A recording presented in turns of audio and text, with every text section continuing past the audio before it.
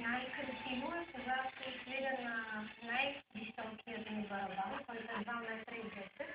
И когато ударя, виждам едни картинки, които са като светулки. Може би